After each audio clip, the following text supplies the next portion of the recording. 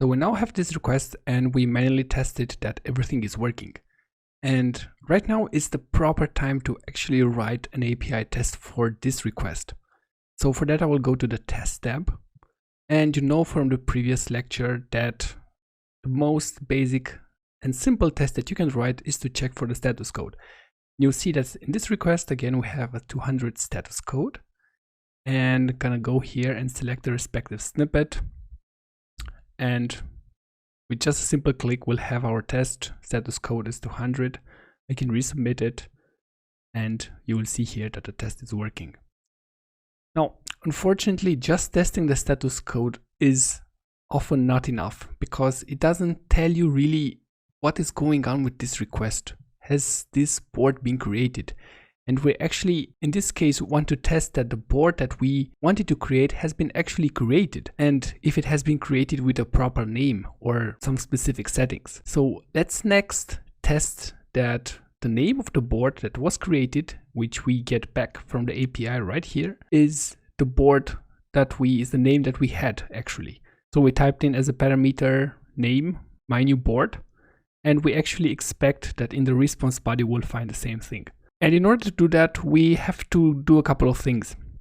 So for that, I'm going to select another snippet, and that is the response body JSON value check. And what this snippet does is two things. So first of all, it creates another test, which we obviously need. So let's properly name this and say board should be created.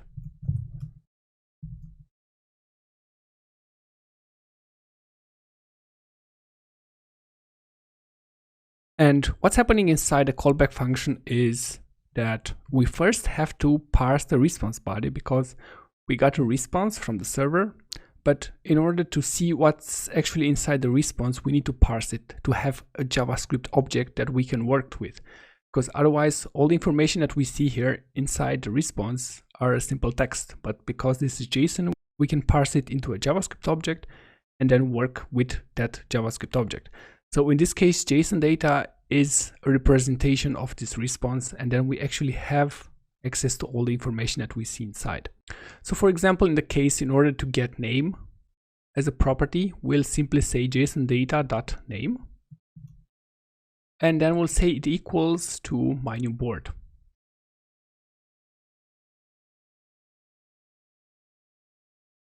So to equal my new board. And this is the assertion that is taking place. So it's expecting that something from the response name property equals my new board. So let's see if this works. And indeed, the second test that we had, board should be created, is successful and it properly works. Now let's make sure that this test actually fails as well. And now if I change the value that I expect, the test will fail. And so the test that we have written makes total sense.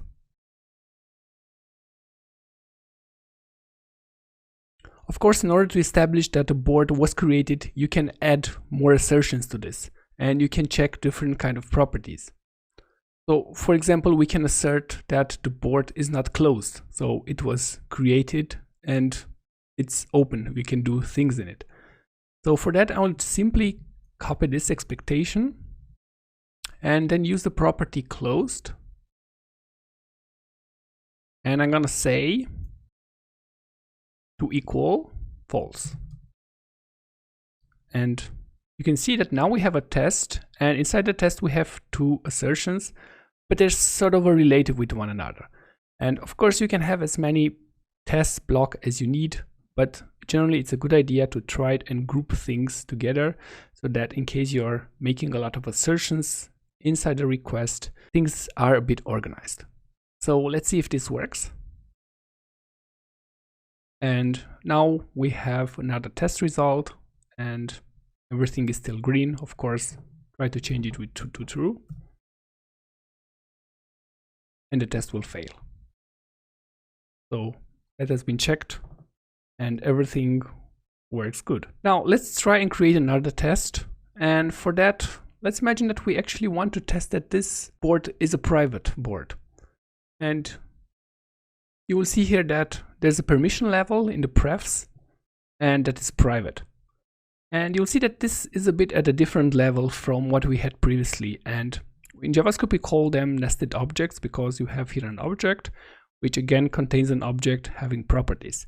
And I can assure you it's pretty easy to navigate nested objects. And this is exactly what I'm going to show you next.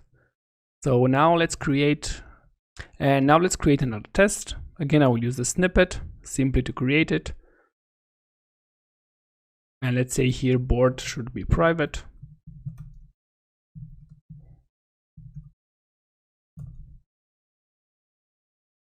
And in this case, we want to get to this property, so permission level. And if we just simply put this in,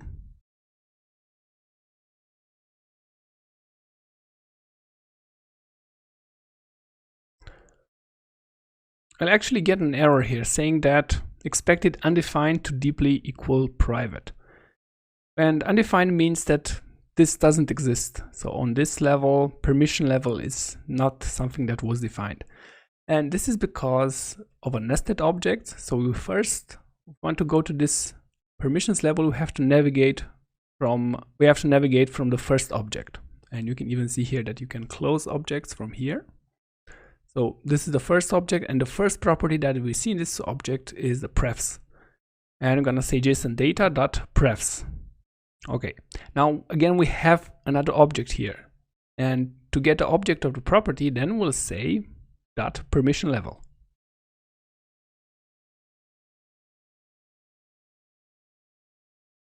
And we have now